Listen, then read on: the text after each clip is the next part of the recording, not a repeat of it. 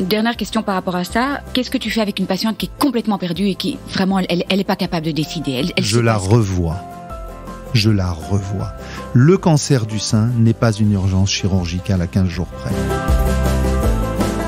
La reconstruction, c'est un peu de la chirurgie sur mesure.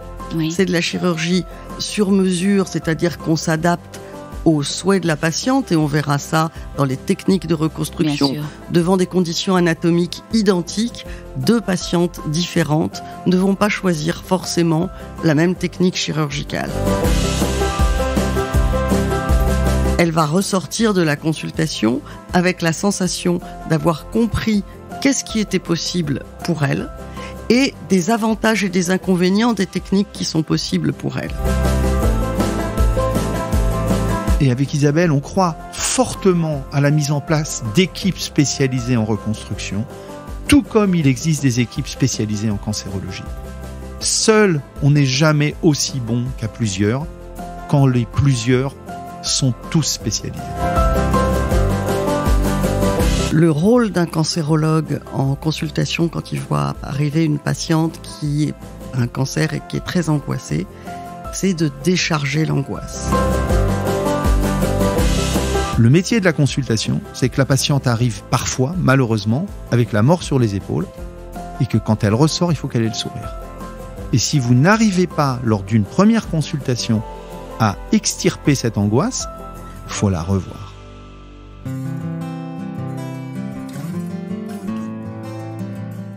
Bonjour, je suis Delphine Rémy et je vous accueille sur le podcast Naître princesse, devenir guerrière.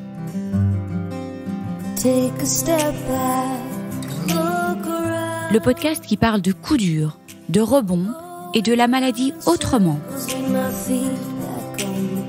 Vous entendrez ici des personnes inspirantes, des médecins, des experts, des philosophes qui, j'espère, vous feront du bien.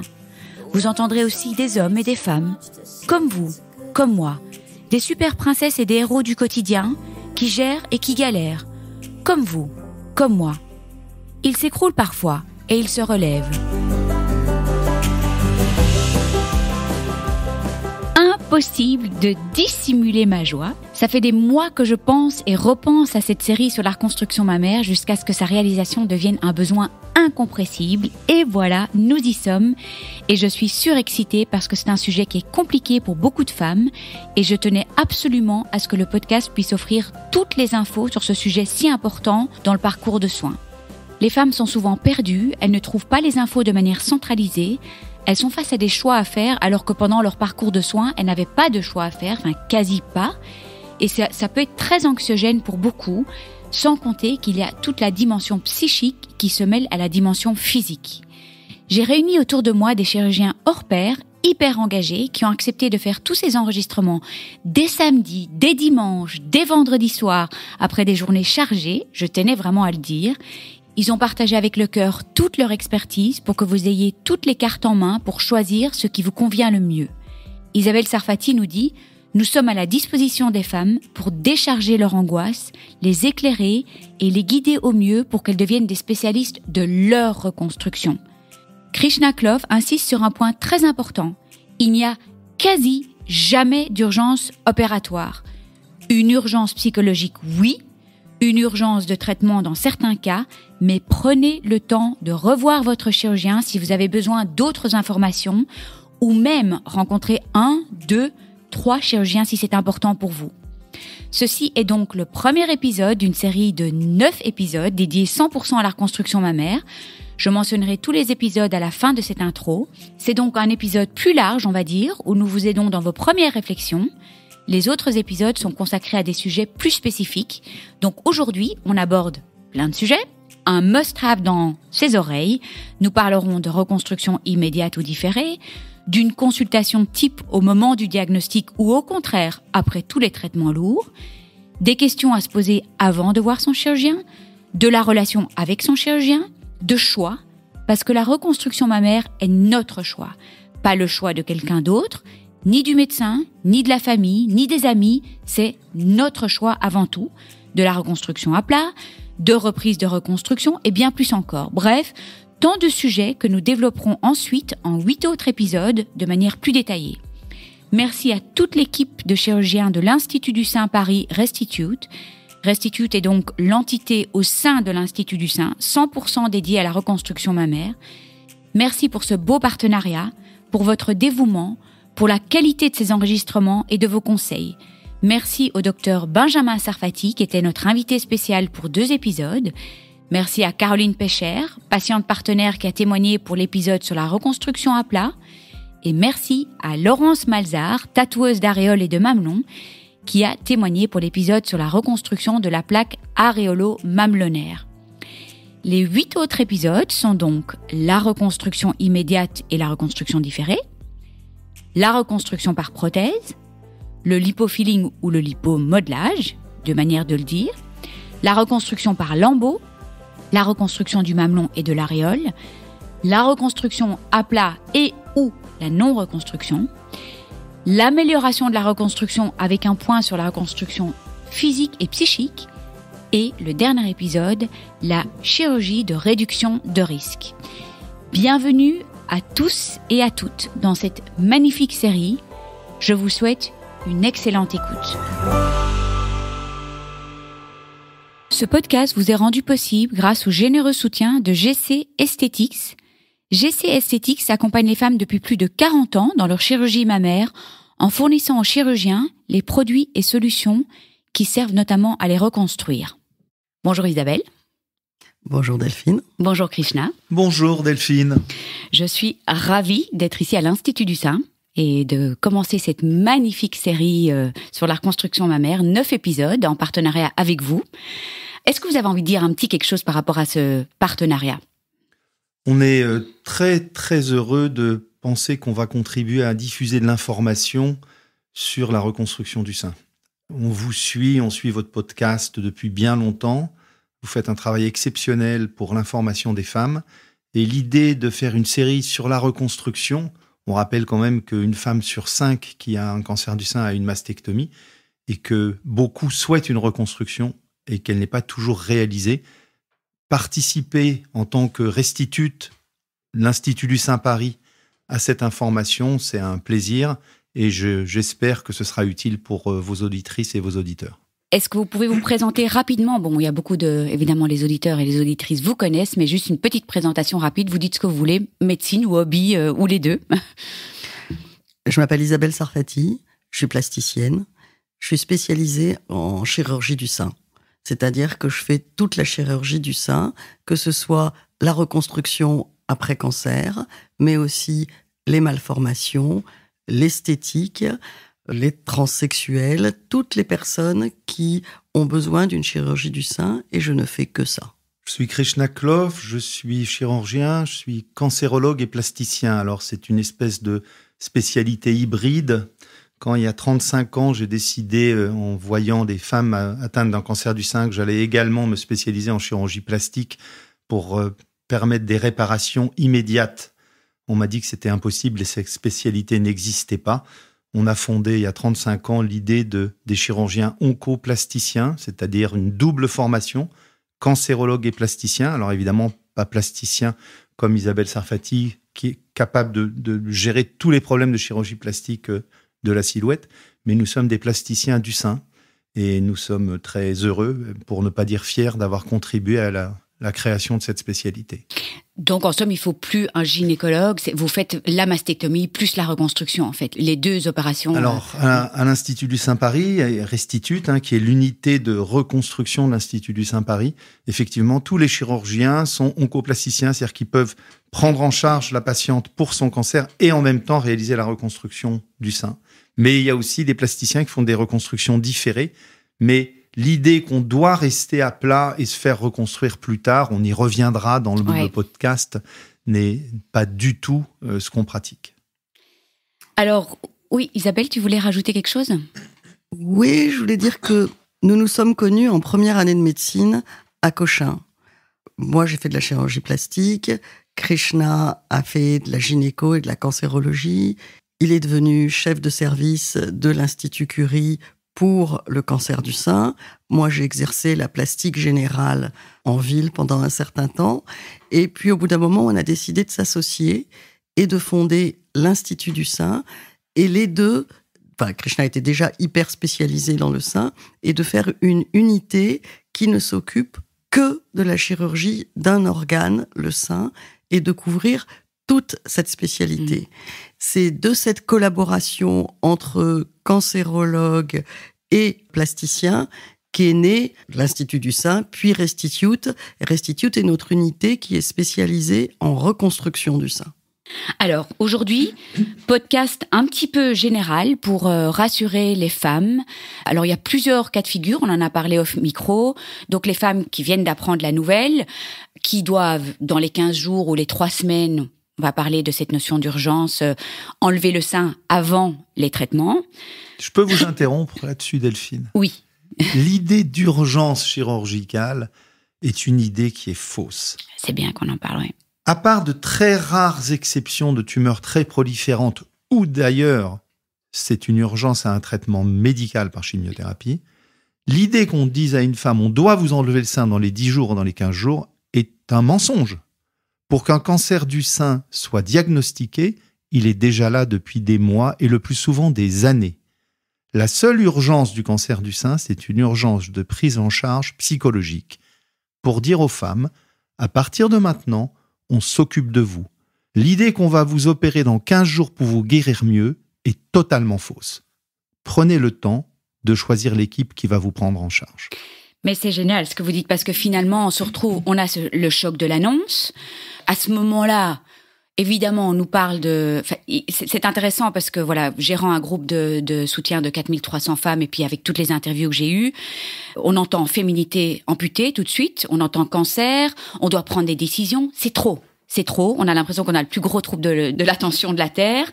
Mon mari, lui, il entendait, génial, on lui enlève son sein, on va la sauver. Moi, j'entendais, on m'ampute de ma féminité, j'ai même pas entendu que les ganglions étaient pas atteints. Donc, voilà, il y a tout cette espèce de tsunami. Est-ce que vous pouvez, je sais pas qui de vous deux, mais me parler d'une consultation type en parlant de différents cas de figure, différentes patientes, et aussi, en fait, en écoutant ce podcast, j'aimerais que les femmes soient rassurées, qu'elles se posent déjà des questions avant de venir vous voir. Voilà, toutes les questions qu'elles peuvent se poser dès que ce coup de tonnerre arrive dans ce ciel serein. Je crois qu'il faut distinguer 2 cas de figure. Le premier cas de figure, c'est la reconstruction est envisagée au moment du diagnostic du cancer du sein. Et là, bien sûr, je vais laisser parler Krishna parce que c'est lui qui voit ses patientes. Le deuxième cas de figure, c'est la reconstruction arrive après la fin de tous les traitements du cancer du sein. Et là, on a largement le temps de réfléchir et de choisir son chirurgien. On n'est plus dans l'urgence thérapeutique, on est uniquement dans la réparation.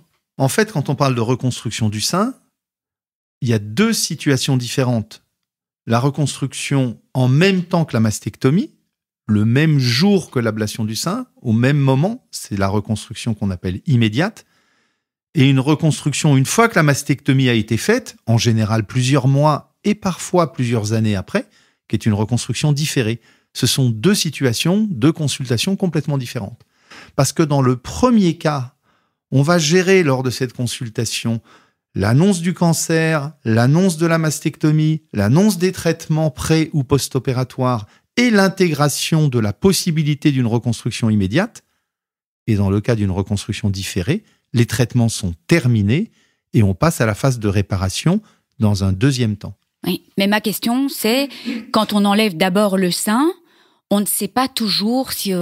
moi, je ne savais pas si je voulais reconstruire derrière, quoi. C'est ce cas de figure-là où on pose déjà des questions par rapport à la reconstruction immédiate, ou alors finalement, on fait une belle cicatrice et on peut y penser plus tard. Parce que rien n'est définitif, en fait. On peut toujours changer d'avis, hein. On est bien d'accord, hein. On peut toujours changer d'avis, mais ce qu'on voit souvent à l'Institut du Sein Paris, à Restitute, c'est des femmes qui viennent nous voir en ayant eu une mastectomie et qui nous disent « mais pourquoi on m'a pas fait de reconstruction immédiate ?» Voilà. Et notre métier à ce moment-là, c'est de dire on peut vous faire une reconstruction différée, mais pas de reprendre en disant en fait, on aurait peut-être pu la faire, mais les patientes nous disent on l'a pas évoqué. Mmh. Et pourquoi on l'a pas évoqué ? Parce que les équipes qui font des reconstructions mammaires immédiates sont pas présentes partout, parce que la double spécialité d'oncoplastique n'est pas présente partout, Parce qu'une reconstruction immédiate, c'est du temps opératoire supplémentaire, de la technicité supplémentaire, et que dans les équipes surchargées, à gros débit et en général très compétentes, se pose la question de ce temps opératoire qui va être dédié à la reconstruction au lieu d'être dédié au traitement du cancer. Donc la raison pour laquelle la reconstruction immédiate n'est pas toujours évoquée, je ne parle même pas de proposer, les raisons sont très, très nombreuses. Mais la reconstruction immédiate n'est pas assez souvent proposée, en tout cas dans notre pays, en France. C'est pas le cas aux États-Unis, par contre. Ouais. C'est pas le cas aux États-Unis, en sachant quand même que le rêve américain où tout est formidable, vous savez comme moi qu'il est faux. C'est pas le cas dans des équipes très spécialisées, privées, onéreuses. L'hétérogénéité des traitements aux États-Unis est bien plus importante qu'en Europe. Mais alors moi j'ai une petite question. Est-ce que c'est pas mieux de toute façon de mettre une petite prothèse provisoire pour garder un peu d'étui cutané plutôt que de mettre... Non, parce qu'en fait, mettre une petite prothèse provisoire, c'est assurer un mauvais résultat de la reconstruction. Donc soit on fait une reconstruction immédiate et on fait l'effort qu'elle ressemble le plus possible à un sein, en sachant que ça nécessite certainement une retouche quelques mois plus tard. Soit on dit on fera une reconstruction différée, mais l'idée de dire, et on l'a vu aussi dans les années 80, on vous met un petit ballon et puis ça permettra plus tard de faire quelque chose. La patiente se retrouve avec un petit ballon qui ne ressemble à rien, qui est souvent plus mutilant qu'une prothèse externe. Si on fait une reconstruction immédiate, on se bat pour obtenir le meilleur résultat possible lors du premier temps. Peut-être une consultation type.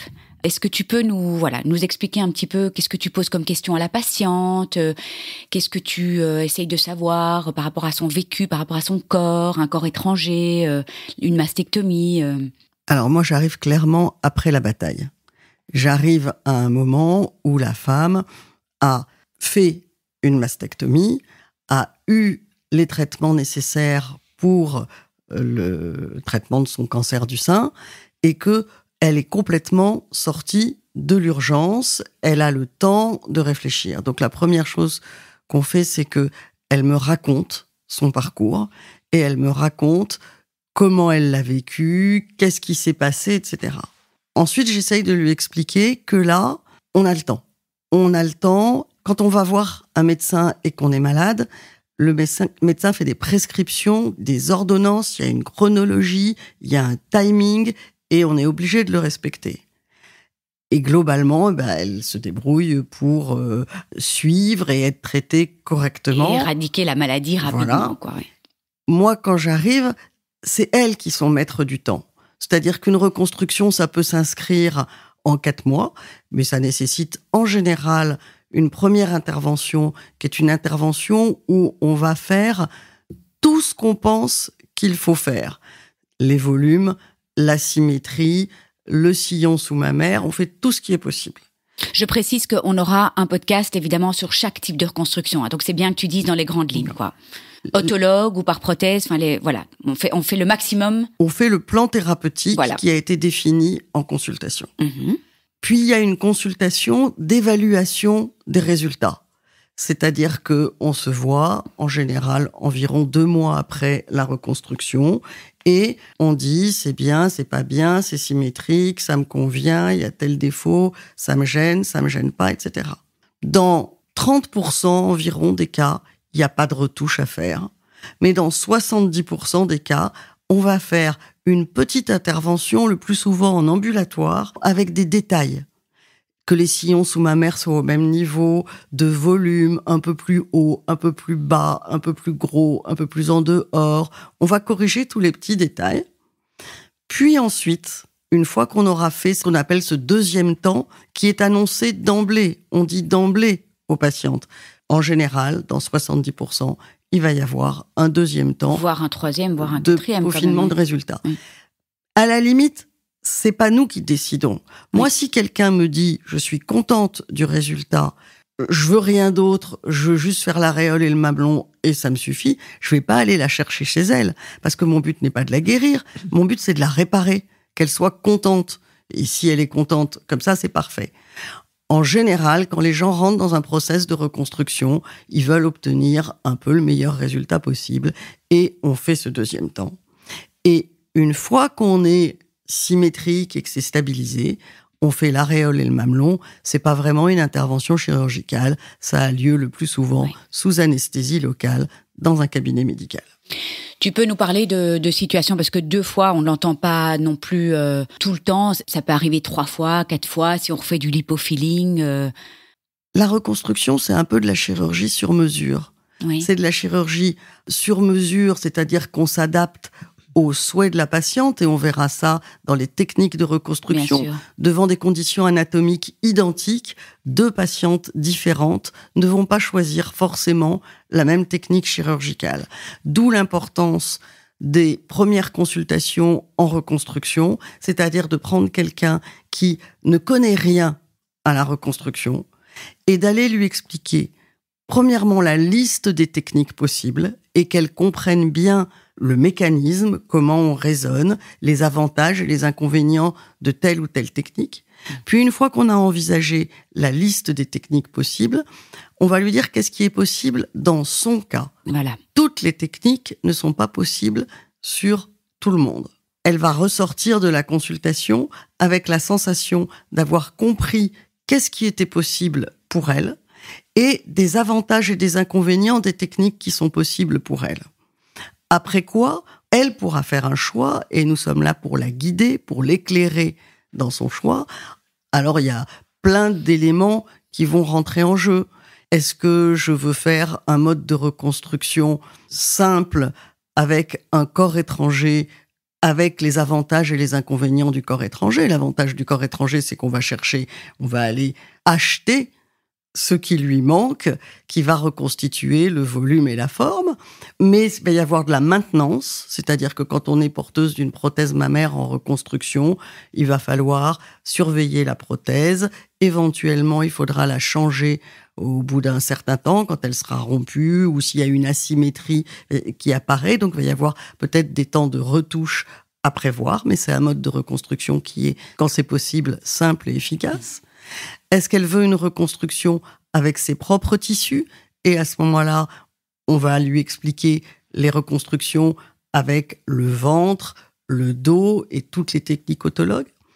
Est-ce qu'elle dispose d'un stock de graisse suffisamment important pour qu'on puisse envisager des fillings qui vont nous permettre d'améliorer à peu près n'importe quel type de reconstruction, mais qui peuvent aussi nous permettre de faire une reconstruction exclusivement avec les fillings dans certains cas. Comme on a le temps, il faut que la patiente devienne une spécialiste, non pas de la reconstruction, mais de son cas. C'est-à-dire des reconstructions qui sont possibles pour elle, qu'on l'aide à se poser les bonnes questions, de manière à ce qu'elle puisse y répondre et qu'elle participe à ce choix. Personne ne participe au choix du traitement d'un cancer du sein. Le traitement d'un cancer du sein, il est choisi en fonction des meilleures chances de guérison. Et donc, il est un peu imposé, en tout cas choisi par des spécialistes de ça. La reconstruction, on a pas mal de choix et il faut le faire conjointement avec une patiente. De même que pour le rythme de la reconstruction. C'est elle qui commande. C'est sa vie. C'est pas une urgence. Si elle veut annuler son intervention et qu'elle veut la reporter parce qu'il y a un événement important dans sa vie, qu'il soit familial ou professionnel, qui est plus important pour elle, c'est très important qu'elle récupère ce pouvoir et cette autonomie et que nous, on soit uniquement à sa disposition parce que ça n'est que de la réparation. C'est de la réparation narcissique, c'est-à-dire c'est de la réparation de ce qui lui a été enlevé, c'est de la réparation... L'image corporelle, quoi. De l'image corporelle, mais c'est quelque chose qui est totalement facultatif, qui est son choix et pour lequel nous sommes à sa disposition.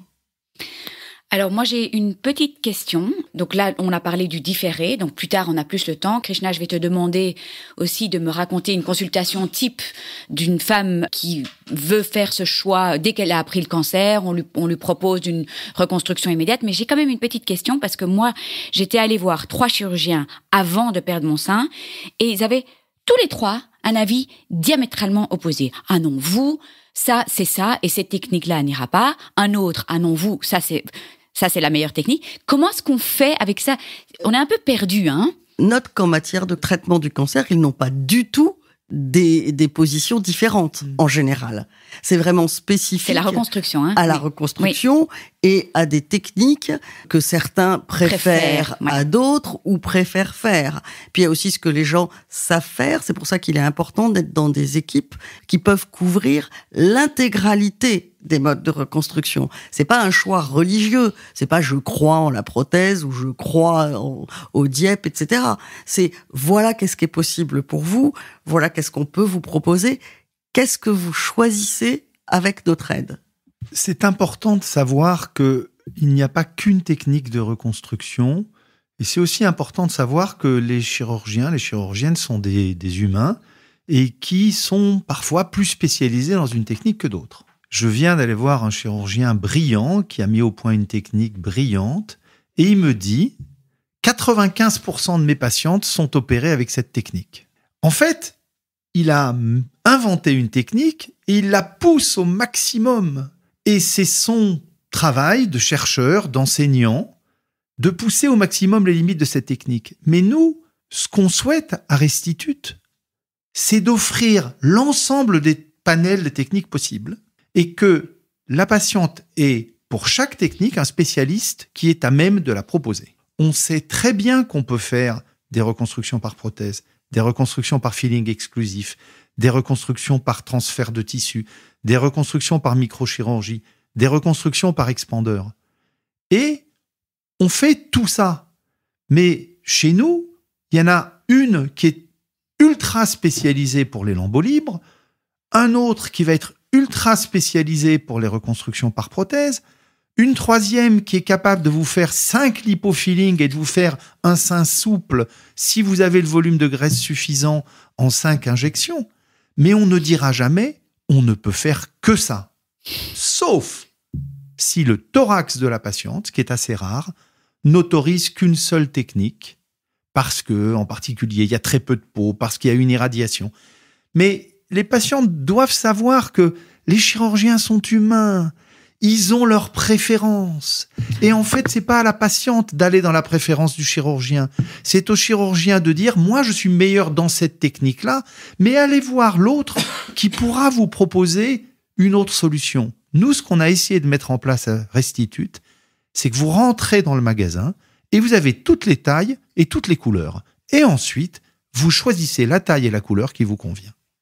Oui, la question, c'est de savoir si on est sur la religion du chirurgien ou sur la religion de la patiente. C'est pas un problème religieux, c'est un problème de maîtrise technique. Si on entend religieux comme croire en quelque chose ou penser que quelque chose est mieux que d'autres, si d'une certaine manière, il y a des chirurgiens qui sont absolument persuadés qu'il n'y a qu'une seule technique qui vaut la peine, et en fait, c'est à la patiente, mais aidée par un éclairage donné par des chirurgiens, de choisir ce qu'elle croit qui est bon pour elle. Et c'est pour ça que je pense qu'en reconstruction différée, où on a largement le temps de discuter et de faire des choix, je pense qu'il est important d'aller voir au moins 2 chirurgiens, quitte même à en voir 3, parce que même si les 3 savent faire toutes les techniques, ils vont les expliquer légèrement différemment et ça va donner un éclairage un peu différent.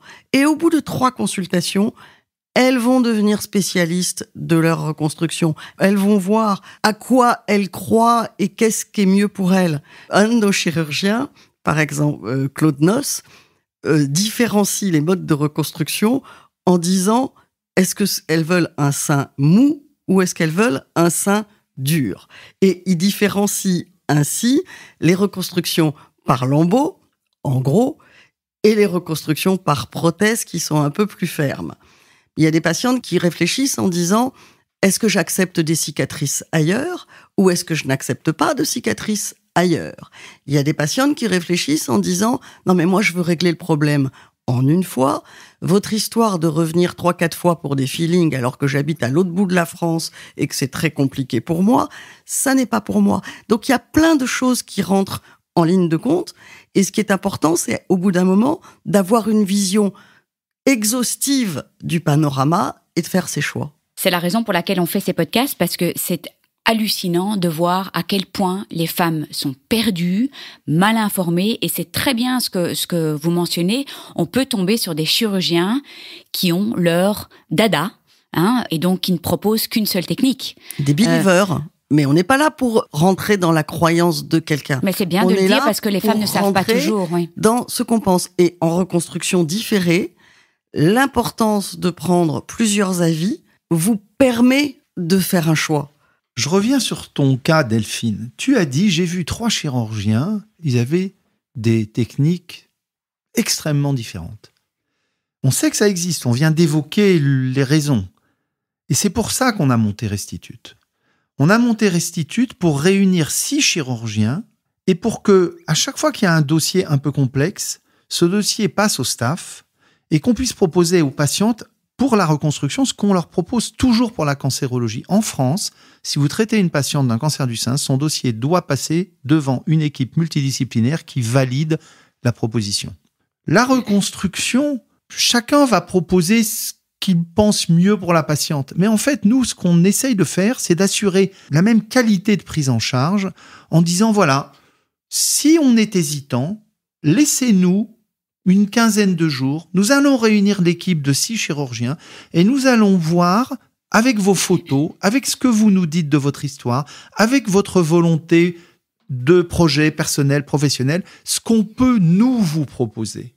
Et je crois, et avec Isabelle, on croit fortement à la mise en place d'équipes spécialisées en reconstruction, tout comme il existe des équipes spécialisées en cancérologie. Seul, on n'est jamais aussi bon qu'à plusieurs, quand les plusieurs sont tous spécialisés. J'ai une petite question parce qu'on parle de toutes les techniques chirurgicales. Est-ce que vous proposez d'entrée de jeu aussi, dans toutes ces techniques, la reconstruction à plat ? La reconstruction à plat est un élément nouveau. On a l'impression qu'un nouveau bébé est né dans le monde de la chirurgie du sein et que c'est la reconstruction à plat. En fait, la reconstruction à plat veut dire la peau est plate sur le thorax. C'est la définition d'une mastectomie. Pourquoi est-ce que cette reconstruction à plat est devenue un phénomène ? Pour 2 raisons. La première, c'est que malheureusement, certains chirurgiens, quand ils font une mastectomie, ne se préoccupent pas du résultat esthétique de la peau laissée en place. Malheureusement. En fait, à l'Institut du Sein Paris, on a mis au point des techniques depuis 30 ans sur comment ne pas laisser de la peau en excès quand on fait une mastectomie et qu'il n'y aura pas de reconstruction ensuite. Donc ça, c'est le b.a.-ba de la chirurgie du sein. On ne peut pas laisser des thorax bouffis de peau. Et puis la deuxième partie... Et on en voit. Bien sûr qu'on en voit, parce qu'il faut savoir malheureusement, et c'est un passionné de la cancérologie du sein qui vous parle, que souvent la mastectomie est laissée dans certains services à des chirurgiens plus jeunes, en fin de programme, parce que c'est une intervention simple et qu'on ne forme pas ces jeunes chirurgiens à l'esthétique de la femme une fois que le sein a disparu. Et que c'est une intervention qui est faite pour enlever la maladie et pas pour laisser un thorax visible, malheureusement. Puis la deuxième partie de la reconstruction à plat, c'est l'idée que certaines femmes qui ont cet excédent de peau dont elles souffrent, surtout lorsqu'il y a eu une radiothérapie sur cette peau qui devient bouffie, souhaitent aplanir le thorax et supprimer l'excédent. Et à ce moment-là, c'est une intervention de chirurgie réparatrice. Je pense que la reconstruction à plat, c'est important d'en parler parce que la reconstruction n'est pas une obligation. Ça n'est pas une raison de santé. À chacune de savoir si elle veut une reconstruction ou pas. Il y a 2 écueils à Restitute qui nous semblent importants d'éviter. C'est l'obligation de reconstruction. Genre, madame, on vous a enlevé un sein, il y en a 2, personne ne les voit, ça sert pas à grand chose, mais vous êtes obligé de le reconstruire. Ça n'est pas une obligation. Et leur entourage, traumatisé comme la patiente par l'idée qu'elle a subi une mastectomie, une amputation, etc., fait quelquefois pression sur des patientes pour qu'elles se reconstruisent, le mari, les enfants, les frères, les sœurs, alors que ça n'est pas obligatoire. Moi, j'ai des amis qui ont eu des mastectomies et qui se baignent torse nu avec une mastectomie à la plage. Et c'est magnifique parce que c'est toujours magnifique de voir quelqu'un qui assume et qui est bien dans sa peau. Et de l'autre côté, le choix de la reconstruction, la proposition de la reconstruction, elle doit être généreuse et exhaustive. on est à la disposition. Ça n'est pas une obligation de reconstruire. Et je comprends les femmes et les mouvements qui défendent la reconstruction à plat, parce qu'au début, on est tombé des nues. On dit, c'est quoi, ça n'existe pas, une reconstruction à plat. La reconstruction à plat, c'est une mastectomie, comme dit Krishna. Et c'est normal, et ça doit être bien fait, c'est normal. Mais ça veut dire, c'est mon corps, ça m'appartient, je décide, je ne suis pas obligé de reconstruire. Alors Krishna, j'ai encore une petite question pour toi avant de faire un petit vrai ou faux, de terminer ce podcast avec un vrai ou faux. Est-ce que tu peux nous parler d'une consultation type, donc pas différée comme Isabelle, mais donc moi je viens d'apprendre que j'ai un cancer et je viens en consultation chez toi et je me pose des questions par rapport à reconstruction, pas reconstruction, je ne sais pas, je suis perdue, je suis sous le choc. Comment tu fais avec ces patientes ? En fait, quand il y a l'annonce d'une mastectomie, elle s'intègre dans un projet de traitement où il y a plusieurs traitements. Donc, il y a la mastectomie, il y a parfois de la radiothérapie, il y a parfois de la chimiothérapie, il y a souvent de l'hormonothérapie. Donc, la consultation de mastectomie, elle s'intègre avec toute une stratégie de traitement. Donc, déjà, on va décrire la stratégie de traitement. Puis ensuite, on va passer à la partie chirurgicale. Et dans la partie chirurgicale, il y a l'ablation du sein, ses conséquences, et il y a la possibilité de reconstruction immédiate. On peut très souvent reconstruire en même temps. On va en reparler, mais on peut presque toujours reconstruire en même temps. Mais ce qu'on dit aux femmes, c'est que reconstruire en même temps, c'est une deuxième intervention dans l'intervention qui rend la chirurgie plus lourde, avec un peu plus de conséquences, d'arrêt de travail, parfois de douleurs post-opératoires, parfois de complications. Je peux te couper aussi. Moi, on m'a dit non, il faut commencer la chimio le plus vite possible. Et si jamais il y a des infections, on peut pas le faire. Donc, voilà. Mais c'est exactement l'objet de cette consultation. Voilà. C'est exactement l'objet de cette consultation. Si on pense, et on va en reparler dans un autre podcast, que la reconstruction immédiate amène un risque de complications élevé qui va retarder la chimiothérapie, il faut se poser deux questions. La première, c'est est-ce que c'est parce qu'on choisit la mauvaise technique de reconstruction ? Est-ce qu'il n'y a pas une technique plus simple ? Est-ce que c'est parce qu'on choisit la mauvaise équipe qui a plus de complications que d'autres et qui du coup me dit non, nous on pense qu'il y aura des complications ? Ou est-ce que c'est parce qu'effectivement, dans mon cas, le risque de complication est élevé parce que je suis fumeuse, parce que j'ai une surcharge pondérale, parce que je suis âgée, parce que j'ai une peau comme ceci ou comme cela. Mais c'est l'objet de cette première consultation de chirurgien cancérologique de dire vous allez avoir une mastectomie, on peut vous reconstruire en même temps, voilà ce qu'on peut faire et voilà pourquoi on vous conseille soit de le faire, soit de ne pas le faire parce que le risque de complication est élevé.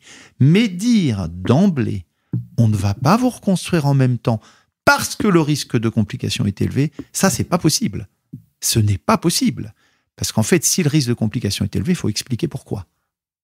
La reconstruction immédiate donne plus de complications que la mastectomie, avec des taux qui sont mesurés, évalués, publiés par les équipes qui font de la recherche et qui publient leurs résultats. Par exemple, sur nos 1000 dernières reconstructions immédiates à l'Institut du Sein Paris Restitute, on a perdu 3% de prothèses. On a eu 3% de dépose de prothèses.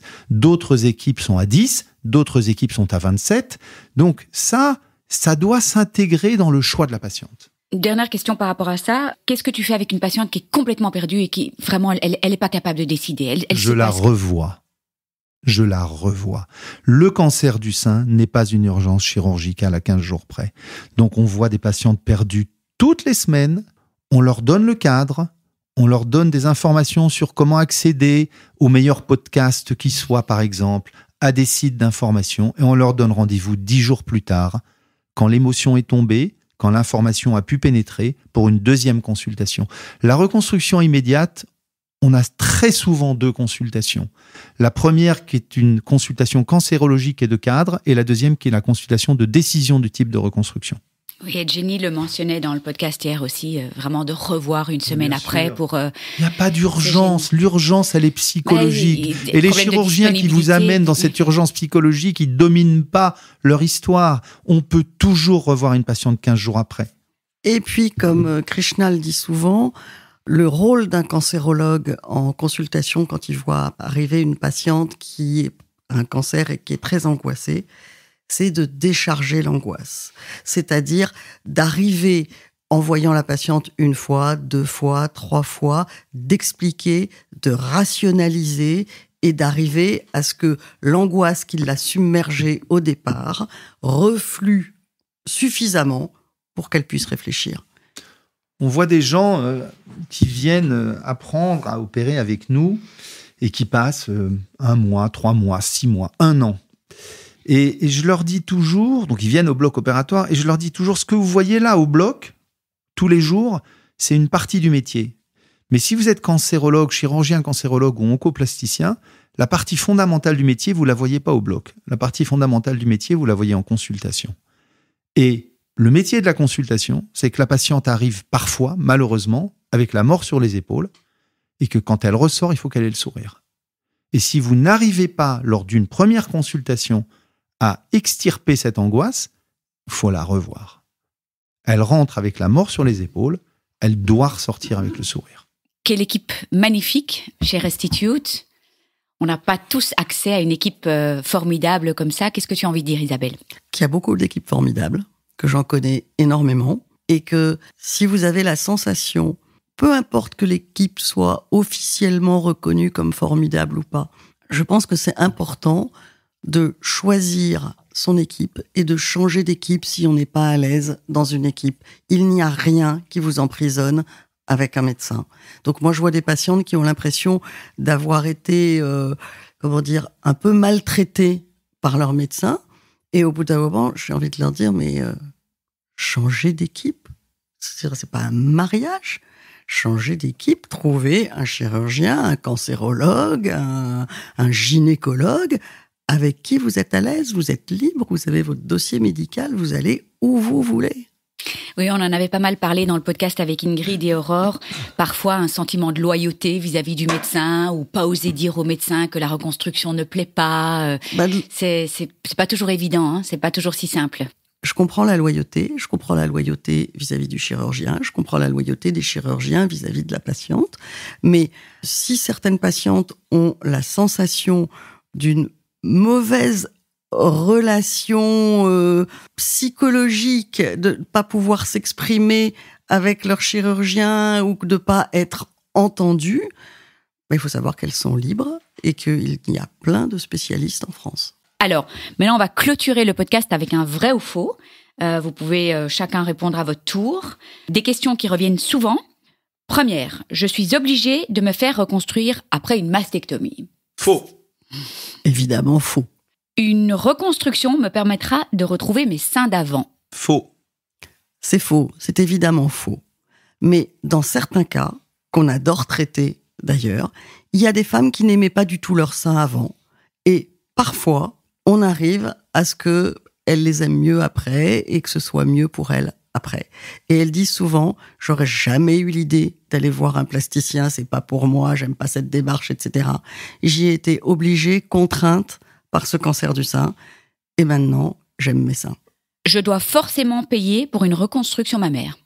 Si on parle en matière financière, c'est faux. Le service public prend en charge, évidemment, gratuitement les patientes en reconstruction. Maintenant, si on parle du temps passé à une reconstruction, oui, on va payer en temps. Si je mets des prothèses internes, donc implants mammaires, et qu'il faut les changer dans plusieurs années, je ne serai pas remboursée. Faux. Quand il y a une prise en charge au départ pour une reconstruction, on rentre dans un process qui est pris en charge et qui va le rester. Je suis trop âgée pour avoir une reconstruction mammaire. Faux. Ma doyenne en reconstruction a 83 ans. 87. Mais ce sont des femmes en très bon état général, qui n'ont pas de morbidité, qui sont dans un état qui permet de les opérer 1 ou 2 fois sans leur faire prendre de risques. Et qui sont psychologiquement dans un état où elles ont envie de se faire opérer. Personne n'a été les chercher pour ça, elles sont toutes extrêmement vivantes et volontaires. Je suis célibataire, je n'ai pas besoin de me faire reconstruire. Personne n'a besoin de se faire reconstruire. Le célibat n'a rien à voir avec ça, au contraire. Si on me propose une reconstruction immédiate, je n'ai pas le droit de refuser. Faux, bien sûr. Dans le terme proposition, la définition, c'est qu'il y a la possibilité de refuser. Quelques cigarettes, ça ne change pas grand-chose. Ça ne peut pas avoir d'effet sur ma reconstruction. Faux, ça augmente le risque de complications d'un facteur 6, même avec quelques cigarettes. Dans certaines équipes, on ne fait pas du tout de reconstruction si la patiente est fumeuse, même à une cigarette par jour. Et les assureurs des médecins nord-américains imposent un test de nicotine la veille de l'intervention. Donc le tabac, même à petite dose, et d'ailleurs la nicotine, que ce soit en patch ou en chewing-gum, est une contre-indication à la reconstruction. Et donc, il faut l'arrêter 2 mois avant. 2 mois avant. Le DIEP est une technique pratiquée par tous les chirurgiens qui font des reconstructions mammaires. Faux. Absolument faux. Le DIEP est une technique réservée aux spécialistes de la microchirurgie et nécessite une très bonne expérience en microchirurgie. La chirurgie de reconstruction mammaire est douloureuse. Faux. La chirurgie de reconstruction était douloureuse. Les progrès de l'analgésie pendant l'opération et en post-opératoire, et en particulier ce qu'on appelle les blocs, c'est-à-dire le fait de bloquer la douleur par une anesthésie locale qu'on démarre à la fin de l'intervention, ont transformé les douleurs post-opératoires. Nos patientes sortent le lendemain sans douleur et avec un traitement anti-inflammatoire. Ça, c'est pour les prothèses, hein, donc les lambeaux. Et les lambeaux. Maintenant, ça n'est pas douloureux, néanmoins, c'est un peu inconfortable pendant 15 jours, 3 semaines. On n'est pas en train d'expliquer qu'on ressent absolument rien. Mais finalement, les patientes se plaignent assez peu de douleurs non maîtrisées. L'ordonnance type après reconstruction, une fois qu'on a eu une anesthésie loco-régionale, j'insiste sur le fait que là encore, les équipes spécialisées doivent travailler avec des anesthésies spécialisées dans la prise en charge de la douleur. Et donc, lorsqu'on met en place cette anesthésie loco-régionale, les patientes sortent le lendemain ou le surlendemain d'une reconstruction, que ce soit un lambeau de grand dorsal, que ce soit une prothèse, je mets à part les DIEP, avec une ordonnance d'anti-inflammatoire et de Doliprane. Ok. La reconstruction mammaire a un impact sur le risque de récidive ou sur le pronostic de ma maladie. Totalement faux. Toutes les études montrent qu'il n'y a aucune modification du pronostic de la patiente en fonction du fait qu'elle a été reconstruite ou pas. En cas de rechute, ma reconstruction pourrait être impactée par certains traitements comme la radiothérapie.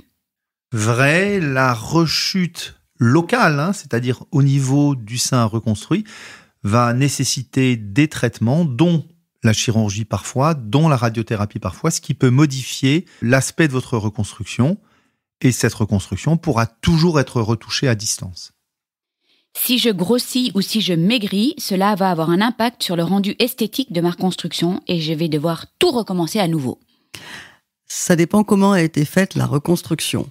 C'est vrai pour les reconstructions par prothèse, parce que si quelqu'un prend 20 kilos ou 10 kilos, le sein contralatéral qui n'a pas été reconstruit va augmenter de volume et le sein reconstruit par une prothèse ne va pas augmenter de volume.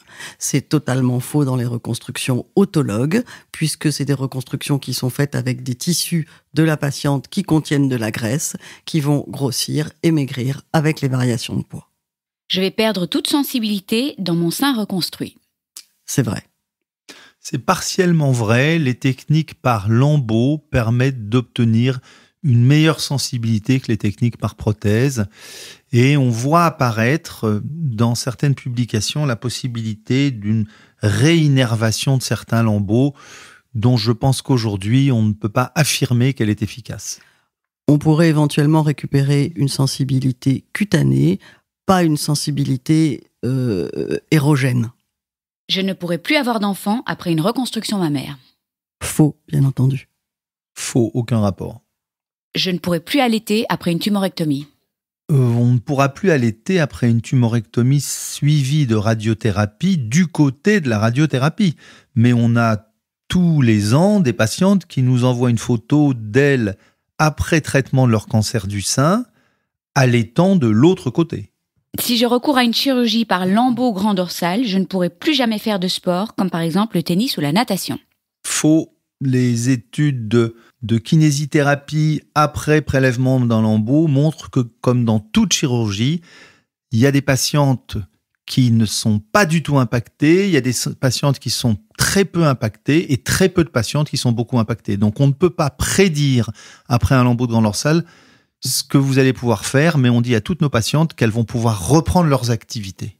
En tout cas, le prélèvement d'un lambeau de grand dorsal ne gêne pas la mobilisation du membre supérieur, tous les mouvements restent possibles parce que ce muscle est suppléé dans ses fonctions en permanence par un autre muscle.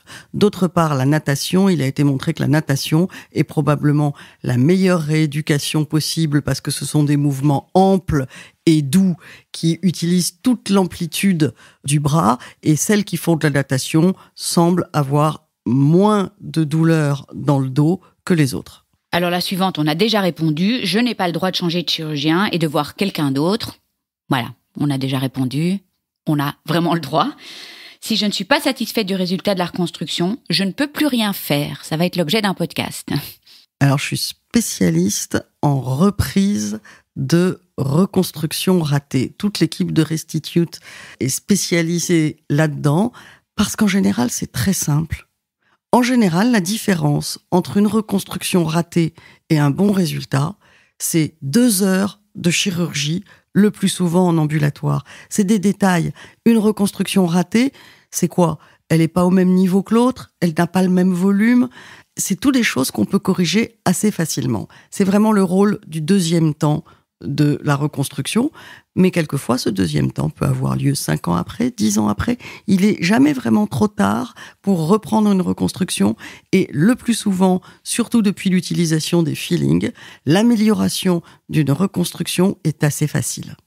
Et puis il faut distinguer 2 situations. La reconstruction, j'aime pas le terme de raté, mais la reconstruction où la patiente n'est pas satisfaite à la fin du processus de reconstruction, et là effectivement on est très spécialisé dans la prise en charge de ces patientes où on sait qu'il y a des techniques relativement simples pour terminer une reconstruction où la patiente n'est pas satisfaite.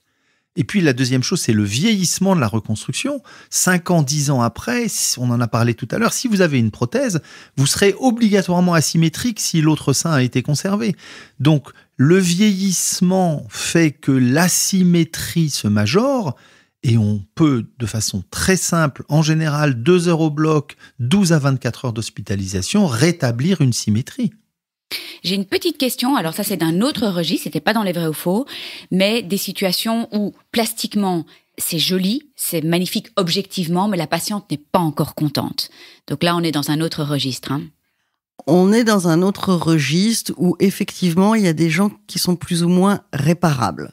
C'est-à-dire que si le but, c'est de zapper le deuil du sein, si le but, c'est de faire comme si ça n'avait pas existé, eh ben, ça marche pas comme ça.